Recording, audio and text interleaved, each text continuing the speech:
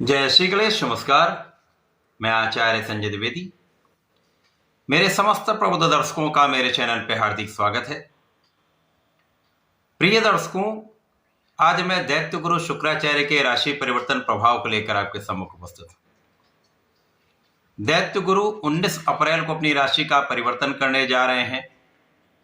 वर्तमान मेष राशि को छोड़कर स्वयं की वृषभ राशि में इनका प्रवेश होने वाला है।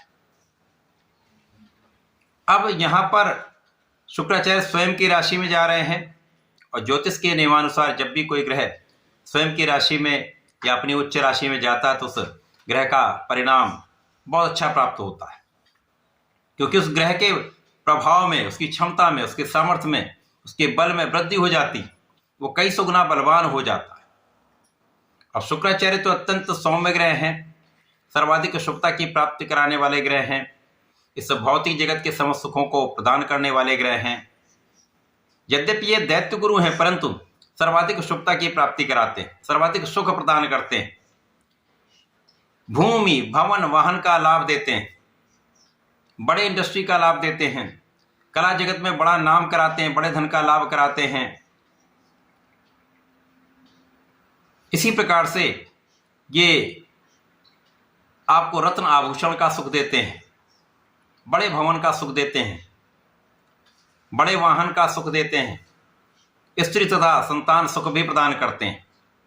इस भौतिक जगत का जितना भी ऐश्वर्य वैभव सब शुक्राचार्य प्रदान करते हैं, परंतु ये भोग विलास के भी कारक हैं। अब शुक्राचार्य स्वयं की राशि में जब होंगे तो ये एक पंच महापुरुष राजयोग बनाएंगे, जिसे मालव्य योग कहते हैं। मालव्य योग का कार्य ही है आपको जीवन का सर्वाधिक सुख प्रदान करना। यदि आपकी कुंडली में शुक्राचार्य अच्छी अवस्था में है, बलवान स्थिति में है, तो ये परिवर्तन आपको महालाभ देने जा रहा है, यहां पर कोई संदेह है। प्रिय दर्शकों, आज मैं मिथुन राशि के लिए, जो बुध की राशि है, बुध और शुक्र का अति मित्र का भाव है, यह भी अत्यंत महत्वपूर्ण होता है कि यदि मित्र राशि के लिए शुक्र का परिवर्तन अच्छे स्थान पर हो रहा है तो ये अत्यंत बलवान स्थिति बनती है, महालाभ की स्थिति बनती है। अब मिथुन राशि के लिए शुक्राचार्य आपके द्वादश भाव में गोचर करें। अब द्वादश भाव में शुक्र को कार्यकत्व प्राप्त है, यहां बहुत अच्छा फल देते हैं। तो मिथुन राशि के लिए द्वादश के स्वामी भी हैं और आपके पंचम के स्वामी हैं। शुक्राचार्य का द्वादश में होना आपके लिए सुखों में वृद्धि करने वाला होगा, यहां पर किसी प्रकार का कोई संदेह नहीं। शुक्राचार्य का ये परिवर्तन आपको ज्ञानवान बनाने वाला है, क्योंकि दैत्य गुरु हैं, गुरु तो है ही है, ये ज्ञान तो देंगे ही, ये ज्ञान भी देंगे, आपको धन भी देंगे, साथ ही साथ यहाँ पर आपको योग्य बनाएंगे, आपके ज्ञान के स्तर को बढ़ाएंगे।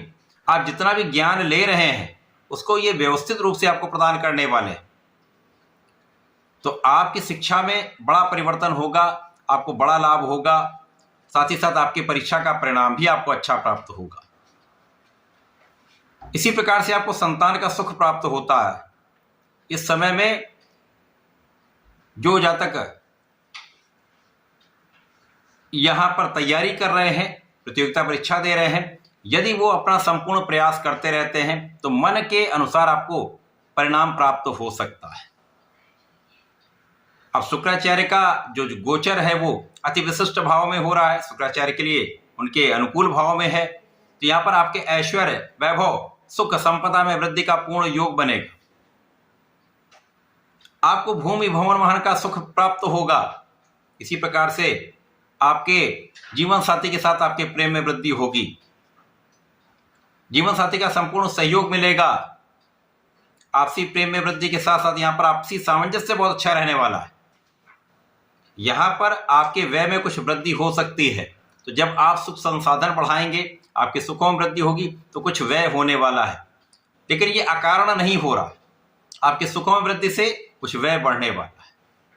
आपकी यात्राएं अत्यंत महत्वपूर्ण रहने वाली हैं, आपकी यात्राओं से आपको पूर्ण लाभ भी प्राप्त होने वाला है।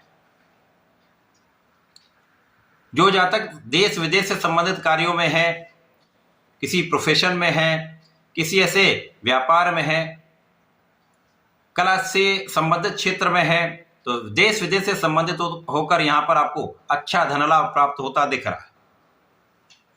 शुक्राचार्य यहाँ पर आपके धन आगमन की गति को बढ़ा देंगे। जो काम धीमी गति से चल रहा था उसमें तीव्रता ला देंगे। इस समय में आपको आपके मन के अनुसार अवसरों की प्राप्ति हो सकती है, चाहे वो नौकरी की प्राप्ति का अवसर हो या आपको व्यापार बढ़ाने का अवसर प्राप्त होना हो, ये सभी अवसरों में आपको लाभ मिलेगा। यद्यपि इस समय आपके पीठ पीछे शत्रु बन सकते हैं, आलोचना करने वाले लोग हो सकते हैं, तो यहां पर किसी प्रकार से कोई डरने की आवश्यकता नहीं है, क्योंकि आपकी स्थिति बलवान है। जब आपकी स्थिति बलवान होती है और आपकी लग्न बलवान होती है तो समस्याएं कम होती हैं, और यदि गोचर अनुकूल हो रहा है तो गोचर का संपूर्ण लाभ आप प्राप्त कर पाते हैं। शुक्राचार्य का यह परिवर्तन आपके द्वादश भाव में होकर भोग विलास में कुछ वृद्धि कर सकता है, एडिक्शन में कुछ वृद्धि कर सकता है। तो यदि भोग विलास से बचेंगे तो रोग से बचेंगे, और एडिक्शन को छोड़ देंगे तो आप संपूर्ण इस समय का लाभ ले पाएंगे। यद्यपि इस समय आपकी स्थिति बलवान है, आप अपने मन को नियंत्रित कर पा रहे हैं, परंतु यदि आप पहले से किसी एडिक्शन में भोग विलास में हैं तो उसको त्यागना अत्यंत आवश्यक है। जीवन में सुधार के लिए, उन्नति के लिए, लाभ के लिए, आपको जीवन स्तर को बढ़ाने के लिए, अपने धन के स्तर को बढ़ाने के लिए, जीवन को सुचारू रूप से चलाने के लिए आपको इस समय में भोग विलास का त्याग कर देना चाहिए, जिससे विवाद से आप बचेंगे तो समस्याओं से बचेंगे, रोग से बचेंगे, कष्टों से बचेंगे। और जब विवाद नहीं होता तो अकारण धन व्यय नहीं होता, आप संतुष्ट रहते हैं। इस समय आपको सात्विक जीवन शैली अपनानी चाहिए, सात्विक भोजन शैली अपनानी चाहिए। यदि इस समय में आप पूर्ण रूप से नियमित रहते हैं तो समस्याएं कम से कम होंगी। समय का संपूर्ण उपयोग करके आप लाभ ले पाएंगे। इस समय का संपूर्ण उपयोग करने के लिए आपको भगवान गणपति की आराधना करनी है। ओम गंगणपतये नमः का जप करें। गणेश श्रोतम का यदि पाठ करते तो आप बहुत सारी समस्याओं से, सारे कष्टों से बचेंगे, अवरोधों से बचेंगे और समय का उपयोग आप कर पाएंगे।